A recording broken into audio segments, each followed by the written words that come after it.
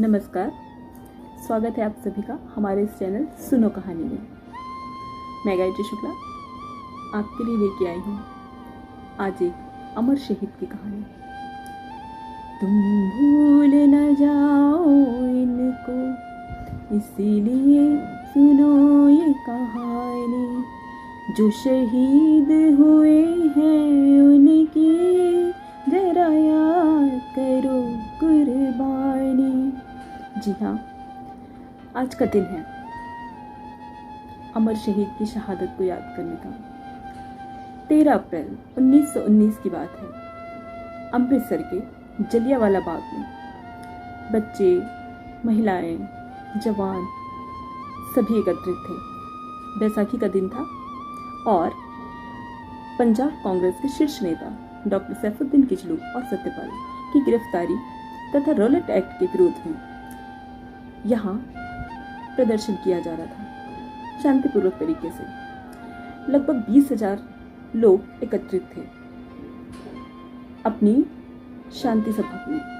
Rowlatt act अंग्रेजी सरकार द्वारा पास किया गया ऐसा कानून था जो बिना किसी अपराध के, बिना किसी पूर्व सूचना के किसी को भी गिरफ्तार किया जाता था। इसका विरोध किया जा रहा था। तभी तत्कालीन पंजाब के गवर्नर माइकल ओ ड्रायर ने एक आदेश पारित किया जिसके तहत जनरल डायर अपने लगभग 90 सैनिकों के साथ दंदनाते हुए जलियांवाला बाग में प्रवेश किए और अंधाधुंध गोलियां चलाने लगे निर्दोष मासूमों पर। किसी को कुछ समझ न आ रहा था क्या हो रहा है और पल भर में लाशों का ढेर बिछ गया। ताबड़तोड़ फायरिंग करके जनरल डायर ने नरसंहार मचाया हुआ था। चारों ओर से रोने कलपने और चित्कार की आवाज आ रही थी, महिलाओं और बच्चों की करुण पुकार। लेकिन बड़े गर्व की बात है, इन सब के बीच भी क्रांतिकारियों का नारा गूंज रहा था, भारत माता की जय, भारत माता की जय। इसके साथ वे गोलियां खा रहे थे और वहां के कुएं में धनाधन लोग गिरते चले जा रहे थे। कुआं लबालब भर गया लाशों से। निर्मम हत्यारे ने कोई कसर न छोड़ी, अंधाधुंध गोलियां चलाई। जलियांवाला बाग से निकलने या आने जाने का एकमात्र रास्ता था जिसे भी रोक दिया गया था। इस घटना से पूरे देश में आक्रोश फैल गया था। जब ये घटना घट रही थी उस वक्त एक युवक उधम सिंह अनाथाश्रम के अपने साथियों के साथ वहां जमा लोगों को पानी पिलाने का काम कर रहा था। यह सब दृश्य उसने अपनी आंखों से देखा और उसका खून खौल उठा। उसने उसी जलियांवाला बाग की रक्त रंजित मिट्टी उठाई और सीधे स्वर्ण मंदिर की ओर गया। वहां उसने शपथ ली, जब तक मैं इस नरसंहार के वास्तविक गुनहगार को मौत की घाट न उतार दूं, तब तक मैं चैन से नहीं जीऊंगा। यही मेरे जीवन का अंतिम लक्ष्य है। और वह युवक अनाथाश्रम छोड़कर पूरी तरह स्वतंत्रता संग्राम में शामिल हो गया। उसने तत्काल ही क्रांतिकारियों से संपर्क स्थापित किया और अपने लक्ष्य की ओर कदम बढ़ाया। वह भगत सिंह के विचारों से अति प्रेरित था और उन्हीं के लक्ष्य कदम पर चलना चाहता था। इससे पहले कि वो लंदन पहुंचते, जनरल डायर, हत्यारा जनरल डायर दुर्भाग्यवश ब्रेन हेमरेज का शिकार होकर मर गया। अब पूरा ध्यान उधम सिंह का माइकल ओ ड्रायर को मारने की ओर था। लंदन के कैम्सन हॉल में चल रहे अधिवेशन में इस माइकल ओ ड्रायर को भी आमंत्रित किया गया बोलने के लिए। उधम सिंह अपनी पिस्तौल संभाले।